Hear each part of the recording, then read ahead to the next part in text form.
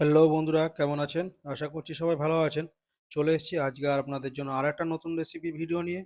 আলু আর চিকেন দিয়ে চিকেন কড়াই। তো কড়াই চিকেন বানানোর জন্য আমি এখানে আলুর ব্যবহার করেছি। আপনারা এটাকে চিকেন কারি স্টাইলে নিতে পারেন। তো ভিডিওটা শুরু করার আগে আমি মনোজ, আর আপনারা দেখছেন মনোজের রান্নাঘর ইউটিউব চ্যানেল। যদি নতুন হন তাহলে চ্যানেলটা সাবস্ক্রাইব করে দিন। আর এখানে আমি দেখতে পাচ্ছেন 750 মতন চিকেন একদম পুরো কেটে নিয়ে এসেছি, যেরকম বাড়িতে রান্না হয় সেই রকম হিসাবেই চিকেন কারি স্টাইলে একটু বড় বড়।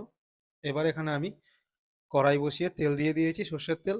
এবার সেটাকে একটু বেশি করেই তেলটা দিয়েছি, কারণ এখানে আমি আলুগুলা ভেজে নেব। তো এখানে আলুগুলো একটু আমি লাল লাল করে ভালো করে ভেজে নেব। আর যতক্ষণ আমি আলুগুলো ভাজি, আপনাদেরকে বলে রাখি, অবশ্যই ভিডিওটাতে একটা লাইক করবেন, কমেন্ট করবেন, চ্যানেলে নতুন হলে অবশ্যই চ্যানেলটা সাবস্ক্রাইব করে দেবেন, আর ভিডিওগুলো বেশি বেশি করে শেয়ার করে দেবেন। তো দেখতে পাচ্ছেন আমি এখানে আলুগুলো আমার লাল লাল করে ভাজা হয়ে গেছে। এবার আমি আলুগুলোকে তুলে নিচ্ছি। আলুটা তুলে নেওয়ার পর তেলটা কমিয়ে দিয়ে এখানে দুটো তেজপাতা, কিছু গরম মশলা যেমন এলাচ, লবঙ্গ আর দারচিনি দিয়ে দিলাম। দেওয়ার পর একটু ভালো করে নেড়ে ছেড়ে নিচ্ছি। দারচিনিটা নেড়ে ছেড়ে ভালো করে নেওয়ার পর এবার কেটে রাখা 200 গ্রাম পেঁয়াজ আমি এখানে দিয়ে দিলাম। দেওয়ার পর এটাকে ভালো করে নাড়তে হবে।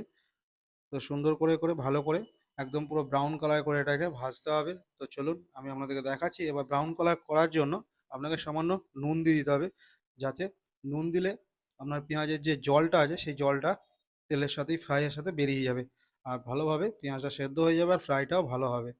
তো সেই জন্য আমি এখানে নুনটা দিয়ে দিয়েছিলাম। এবার এখানে দিয়ে দিলাম কেটে রাখা একটা টমেটো, আর অল্প সামান্য 2-4টে ক্যাপসিকামের কুচি। দেখতেই পাচ্ছেন। এবার এইভাবে সুন্দর করে নাড়তে হবে। এবার যতক্ষণ নাড়তে হবে, দেখতে পাবেন টমেটোটা যতক্ষণ না একটু হালকা নরম হয়েছে ততক্ষণ নাড়তে হবে আপনাদেরকে। আমার এখানে টমেটোটা হালকা নরম হয়ে গেছে। এবার আমি এখানে 2 চামচ আদা রসুনের পেস্ট করে রেখেছিলাম, অল্প সামান্য এখন দিলাম। দেওয়ার পর নাড়িয়ে নিচ্ছি। আর নাড়াচাড়া করার পর আবার আমি 1 চামচ বাকিটা আমি দিয়ে দেবো। তো এবার দেখতে পাচ্ছেন, এবার আমি এখানে আবার 1 চামচ দিয়ে দেবো। এবার এটাকে ভালো করে সুন্দর করে কষাতে হবে। 2 মিনিট কষিয়ে নিয়েছি, এই যে দেখতে পাচ্ছেন। এবার এখানে দিয়ে দিচ্ছি মশলাগুলো, যেমন রঙের জন্য হলুদ, অল্প সামান্য লঙ্কার গুঁড়ো, আর এখানে দিয়ে দিয়েছি জিরে গুঁড়ো, ধনে গুঁড়ো, আর 1 চামচ মতন কিচেন কিং মশলা। তো সবগুলোকে দেওয়ার পর এবার ভালো করে এটাকে কষাতে হবে সুন্দর করে। আর যদি দেখেন যে পুরো ড্রাই হয়ে গেছে, আপনি এখানে সামান্য পরিমাণ জল ব্যবহার করতে পারেন। এবার জল দিয়ে এটাকে ভালো করে সুন্দর করে নাড়তে হবে। একদম মাখা মাখা একটা গ্রেভি তৈরি হবে। এবার ঠিক এই সময় এবার আমি দেখুন চিকেনগুলোকে দিয়ে অ্যাড করে দেবো। দিয়ে চিকেনটা দেওয়ার পর আমি আবার নাড়তে শুরু করব। আর আজকের এই ভিডিওটা ভালোভাবে সুন্দর করে পুরোটা দেখবেন। দেখলে আপনি অনেক কিছু শিখতে পারবেন, কারণ কিছু কিছু মশলা আছে যেগুলো আমি লাস্টের দিকে ব্যবহার করব। তো অবশ্যই ভিডিওটা স্কিপ করবেন না, স্কিপ করলে কিছু শিখতে পারবেন না। তখন কমেন্টে এসে আমাকেই অপমান করবেন বা গালাগালি করবেন। তো সেই জন্য আমি বলে রাখি, অবশ্যই ভিডিওটা পুরোটা দেখবেন, পুরোটা দেখার পর কমেন্ট করবেন। আর বাড়িতে অবশ্যই এইভাবে একবার চেষ্টা করে দেখবেন। তো দেখতে পাচ্ছেন এইভাবে। তারপরে আমি এখানে দিয়ে দিচ্ছি এবার 2 চামচ ফ্যাটানো টক দই। টক দইটা অবশ্যই আগে থেকে একটু ফাটিয়ে নেবেন, নইলে দানা দানা ভাবটা থেকে যাবে। তো সেই জন্য আপনাদেরকে বলে দিচ্ছি বারবার করে, ভিডিওটা অবশ্যই ভালোভাবে দেখবেন, পুরোটা দেখবেন, তারপরে কমেন্ট করবেন বা আপনি নিজের বাড়িতেও চেষ্টা করবেন। মোটামুটি মিনিট 4-5 নাড়ার পর আমি এখানে লো হিটে ঢাকনা দিয়ে দিলাম। এবার ঢাকনা দেওয়ার পর দেখুন জলটা শুকিয়ে যাবে।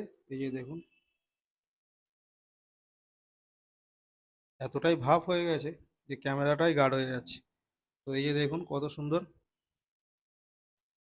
কষানো কমপ্লিট হয়ে গেছে। এবার এখানে আমি অ্যাড করব 10টা মতন কাজু, আর 1 চামচ মতন পোস্ত পেস্ট করেছিলাম। তো সেটার পেস্টটা আমি দিয়ে দিলাম। কড়াই চিকেনে এটা হচ্ছে মাস্ট। এবার ভালো করে সুন্দর করে আবার 2 থেকে 3 মিনিট নেড়ে চেড়ে নেবেন একদম সুন্দর করে। যদি আপনি মনে করেন রং চাইবেন, তাহলে অবশ্যই কাশ্মীরি লঙ্কা ব্যবহার করতে পারেন। এখানে আমি ব্যবহার করিনি, আপনারা চাইলে করতে পারেন হালকা সামান্য রঙের জন্য। আমি এখানে কোনো রকম লঙ্কা ব্যবহারটা বেশি করিনি, কারণ এটা একটু হালকা সুইট রেখেছি। তো দেখতে পাচ্ছেন এই যে কত সুন্দর। আমি মোটামুটি 4 থেকে 5 মিনিট আর কষে নেওয়ার পর এই যে দেখুন জল দিয়ে দিলাম, পরিমাণ মতন জল। আলুটা সেদ্ধ করতে হবে সেই রকম। তো জল দিয়ে আবার একটু ভালো করে নেড়ে চেড়ে নিচ্ছি। ভালো করে নেড়ে চেড়ে নিয়ে আমি এখানে আবার 5 থেকে 7 মিনিটের জন্য ঢাকনা দিয়ে দিলাম আলুটা সেদ্ধ হয়ে দেওয়ার জন্য। তো দেখতে পাচ্ছেন আমি এখানে 7 মিনিট পর ঢাকনাটা খুলেছি। কালারটা ঠিক কত সুন্দর এইভাবে এসছে। কালারটা কত সুন্দর দেখুন। আমার কিন্তু এটা কমপ্লিট হয়ে গেছে। তো চলুন আপনাদের দেখাচ্ছি। এই যে দেখুন আলুটাও পুরো সেদ্ধ হয়ে গেছে, একদম গলে গেছে। এবার এখানে অল্প সামান্য পরিমাণ গরম মশলা দিয়ে এটাকে আমি বন্ধ করব। তো এই যে দেখতে পাচ্ছেন অল্প সামান্য একটু গরম মশলা দিয়ে দিলাম। এবার এখানে একটু নেড়েচেড়ে নিয়ে আমি গ্যাসের ফ্লেমটা বন্ধ করে দেবো। যদি ভিডিওটা ভালো লেগে থাকে তাহলে অবশ্যই ভিডিওতে একটা লাইক করবেন। চ্যানেলে নতুন হলে চ্যানেলটা সাবস্ক্রাইব করে দেবেন, আর ভিডিওতে একটা কমেন্টও করবেন, আর ভিডিওগুলো বেশি বেশি করে শেয়ার করবেন, সবাইকে দেখার সুযোগ করে দেবেন। ততক্ষণের জন্য ভালো থাকুন, সুস্থ থাকুন, আর নতুন নতুন রেসিপি খেতে থাকুন, আর আমার চ্যানেলটাকে সাবস্ক্রাইব করে রাখুন।